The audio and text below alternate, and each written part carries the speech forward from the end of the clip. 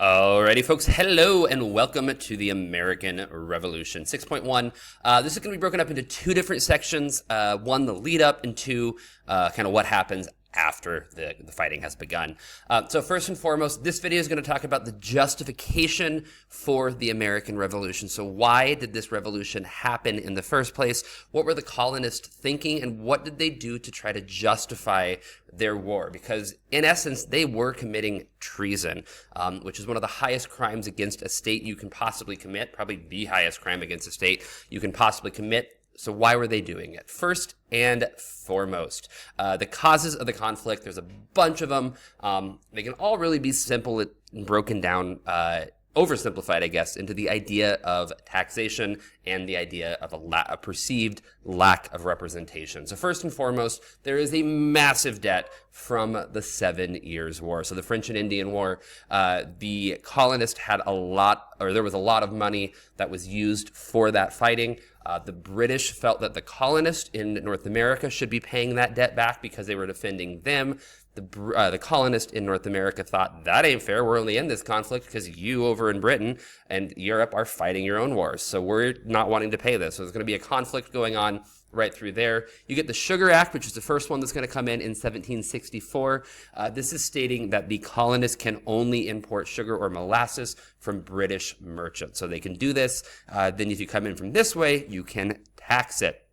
Now, obviously, this is a way for the British to gain income because sugar and molasses is used frequently, prevalent in rum, which was drank prevalent throughout the colonies. So this is going to be the first tax that's going to be imposed, and as you can imagine, the colonists are not happy with this. It actually brings in a huge smuggling ring as well, so that's a cool little tidbit of history. Then we get the Stamp Act in 1765, so the British place a stamp on all paper that is coming into the country. So if you buy a letter or you get a letter, stamp. If you get a book, stamp, stamp, stamp, stamp, stamp. If you buy a deck of cards, there's a whole bunch of stamps on every individual card.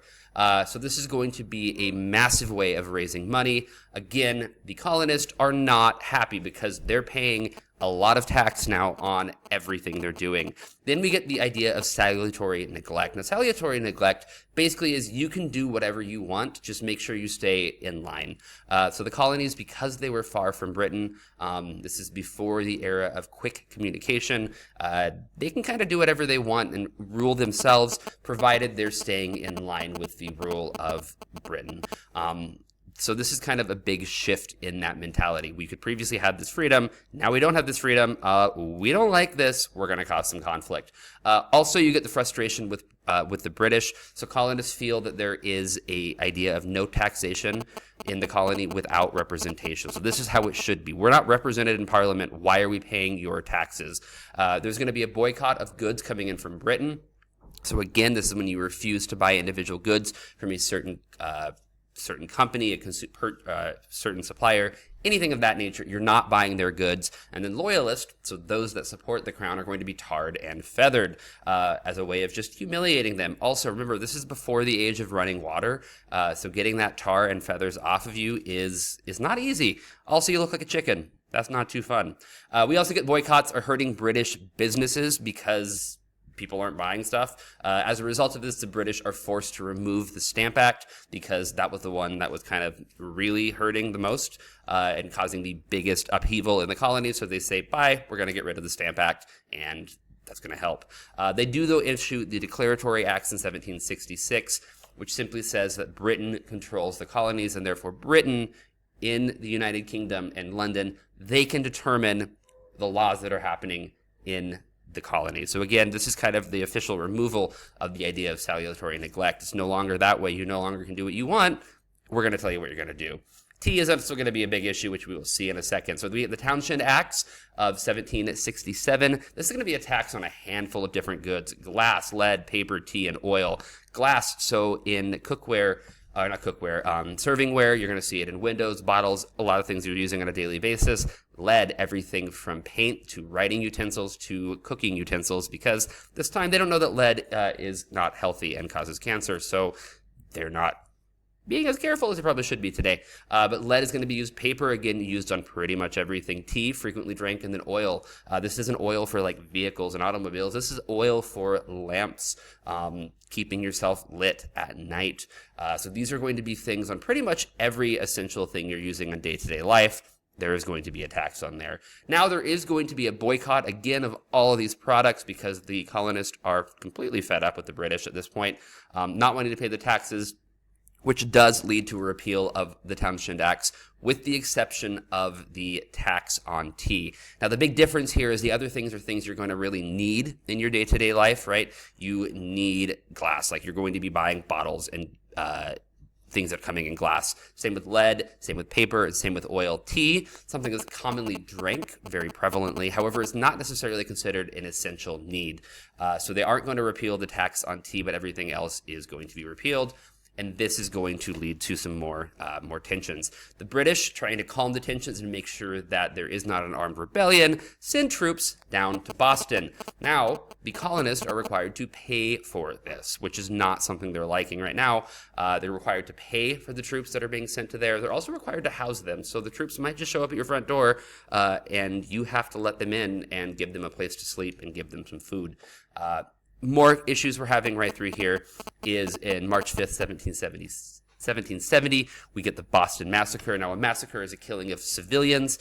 What really happens here is you have colonists who are taunting British soldiers, throwing snowballs, rocks, sticks, anything like that. British open fire, and 5 civilians are killed in this event. Now, of course, it's going to be called a massacre in the colonies because propaganda. If you call it a massacre, you can really rile up support and get more people on your side and make more people dislike the British. There is a debate on whether or not this was truly a massacre. Was it justified?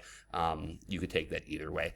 September 16th to 1773, we get the Boston Tea Party with the Sons of Liberty, a rebel group in the colonies wanting to protest and cause kind of some tension with the British and make sure that the control that the British are exerting over the colonies is repealed. What they're going to do is they're going to dress up like Mohawk Native Americans, break onto the ships, and throw 10,000 tons of tea into the harbor. Now, tea, again, was one thing that was still taxed. We have a standoff going on here where the boat has been docked. It's not unloaded because they don't want to pay the tax. The boat is also not allowed to leave for other bureaucratic reasons. The next morning, it was going to be forcibly unloaded and the tax was going to be charged. So they break on it, destroy the tea, throw it into the harbor. There's going to be a similar event on Christmas Day, December 25th in Philadelphia. So this is not something that's just in Boston. But Boston was a big one. Boston was the first one. That's why we talk about Boston. We also get the British revoking of the Massachusetts Charter. So no longer does Massachusetts have any autonomy. They are completely controlled by the British. Other colonies fear that they're going to be next. So again, tensions are reaching a boiling point. Now we get the First Continental Congress. The Congress group of individuals meet together, vote, discuss laws and ways of moving forward and governing themselves. At this point, they order that there's a militia that is formed. They call these militias Minutemen because they should be ready in a minute to fight and defend their homes.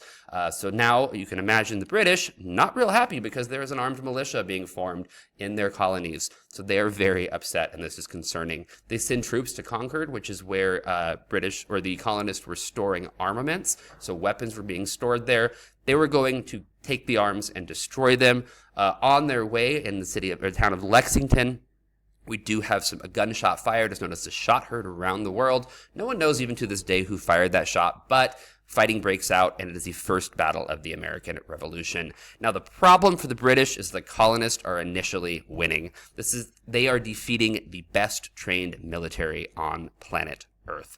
So the best soldiers are getting beat up on by a group of essentially rebel soldiers just fighting. And the British are very concerned by this. Bad for British morale, great for American morale right here, because if you can beat up on the biggest army in the world, you're looking good.